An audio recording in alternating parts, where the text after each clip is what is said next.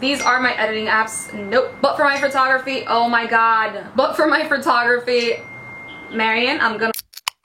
What's up guys, it's Natalie. Welcome back to my channel. Today's video is going to be a what's in my new iPhone. I finally upgraded. I got the iPhone 8 Plus. I asked you guys on Insta stories which one do you recommend more, if the X or the 8 Plus, and most of you, if not all, voted for the 8 Plus. But Natalie went for the 20% that voted for the iPhone X because I'm that person. To be honest with you, I really wanted the iPhone X because when I went to DR, my cousin had it and I took some pictures with it and I was obsessed. I mean, I had the iPhone 6s for the longest.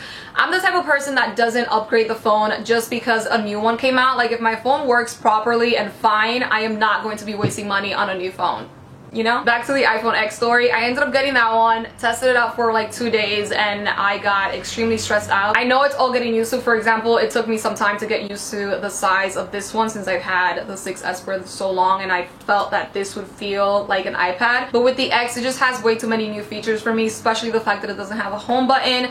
And what pushed me the most to get this one was definitely the Face ID. The fact that you have to wait for it to read your face and then swipe up was a big no-no for me, especially because I feel like you would lose so many moments that way when snapping, when having to take a quick picture maybe. I don't know, it was just stressing me out. Let's not make this a review about iPhone. I asked you guys on Insta stories if you wanted to see a what's in my iPhone or how I edit my Instagram pictures, and most of you guys definitely voted for the how I edit my Instagram pictures, but I figured it'll make more sense to show you what I have in here first and then show you step by step how I edit my pictures on another video. So without further ado, let's jump right into it.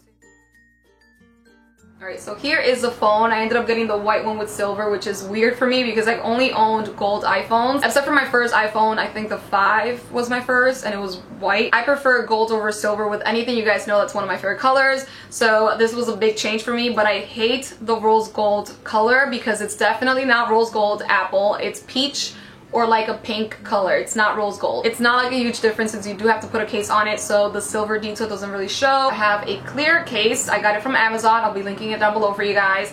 This is great for like bumper, or if you let it fall. It seems to be a steady case so far, so good. To be honest with you, I never liked the pop socket trend. I just feel like it's ugly and takes away from the beauty of the iPhone, but it's definitely a lifesaver if you have an iPhone Plus. Moving on to the wallpaper, I have a water background that says be as wild as the ocean because I am currently just wishing to be at the ocean. So alright, so I'm going to start with the top row. I have messages, iPhone, what's up. My family writes there every single time we have a group chat. My cousins have a group chat there too. I keep my group chats muted, by the way. Fun fact, if you're watching and you have me in a group chat, it's muted. I then have the Cash App. I'm pretty sure many of you guys already know what it is. Most people use Venmo, I think it's called, but I prefer this one just because it's faster. As you can see, I tried to make the top row all green. Next row, I have the clock, which of course all the alarms that you just would put as a regular person, but I wanted to mention the bedtime option on the clock because this is really great to know, to calculate how many hours you sleep and then to help you wake up in a smoother, easier way without getting the crazy sound from a regular alarm. This one just does it like smoothly and wakes you up in an easier way, if that makes sense. I don't know. Anyways, try it out if you have problems waking up in the morning. Moving on, I have settings, camera, photos, calendar that I don't technically use. I don't use this for like, I feel like most people use it on the regular day-to-day, but I don't like writing on my phone. I like writing on an actual agenda. Right next to that I have notes, and then the photography editing section album thing. I don't like having albums like that, to be honest with you. I like having the actual cubes all sorted out outside. I'm the type that if I have apps in albums, I just forget to use them. So I only have the photography one and then 2 other ones, which I'll show you guys later. These are all my camera editing apps, which I'll go more in depth on how I edit my picture video. But I have the Camera Connect, which is for my Canon G7X to transfer the pictures to my phone. Unum or Umnum is for my OCD self because if you guys know, I have a theme which is by 3. I'll also tell you guys a little bit more about that on that video on how I edit my pictures. This is to just keep it organized. PhotoGrid, Facetune, VSCO, Boomerang, Kira Kira, Snapseed, Play Memories, which is for my Sony cameras to transfer to my phone, and Followers, which is to know who follows and unfollows you and stuff. You know, everybody has that, right? I'll be going more in depth on how I use those apps step by step, so let me know in the comments below if you can't wait for that video. Next is Amazon, my guilty pleasure. I am obsessed with Amazon. It's just, Amazon is just that black hole that you tend to buy things that you don't need, or maybe things that you didn't know that you needed and you need. I made an Amazon must-have video a few months ago, so if you guys want me to do a second part of that, because I have many new things that I've purchased, so let a girl know. Moving on to the blue aisle, I have the weather app, App Store, Chase, PayPal. I'm pretty boring with my apps, to be honest with you. Then I have Google, love Google way more than Safari. Google Maps, also love that way more than the maps on the phone. Gmail and my regular mail. All the way in the bottom, I feel like I should have started with this, but these are my social media accounts, the ones that I use the most. Starting with Twitter, obsessed with Twitter. If you aren't following me on Twitter, definitely do so. I feel like I'm on Twitter more than any other social media, to be honest with you. It's just so much fun. I find out news there. You find the memes faster there too. So definitely go and follow your girl. I post funny things from time to time, retweet funny things. I also follow you guys there. So send me a tweet and I'll be following some of you as well. Then I have Instagram, another place you guys should be following me for outfit pictures, makeup pictures. I've been using Insta stories more now, and I just reached 40K, so thank you so much for that. Let me know in the comments below, by the way, if you guys like Instagram lives. I don't really do them that often, but I feel like they would be cool if you would be interested. Then I have YouTube and Snapchat. Snapchat used to be the love of my life. I loved Snapchat so much. But after that update, I stopped using it as often. I still use it from time to time, so if you guys want, follow your girl. Next slide is Uber, Lyft, Popkey. Popkey is just to get GIFs, basically. I know that they added that feature now on messages, but I get more GIFs here if I need to. And then the Period app. Necessary, self-explanatory, just nice to keep up with your friend. That comes every month. Under that I have Netflix, Tidal, Spotify, AMC Theaters. I keep it since I have the Stubs member. And then I try to make somewhat of a red row, starting with Bank of America, Yelp. Yelp is cool when you're out and you need like restaurant recommendations, but I don't really use it all that much, to be honest with you. The daily horoscope, also something that I don't use that much, but it's fun to have if you want to keep up with your sign when you feel spiritual, you know. Pinterest, I don't really promote Pinterest that much since it's like more of a personal thing for me.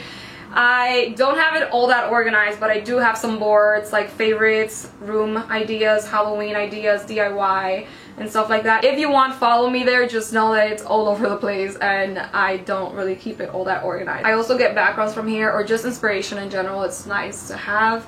Then moving on with Fandango, it's good for finding theaters or movies near you. Groupon, another one of my favorite apps to buy things for a lot cheaper. It's kind of like an Amazon, but not really. I keep it mostly to find activities in the summertime, like bike riding in Central Park.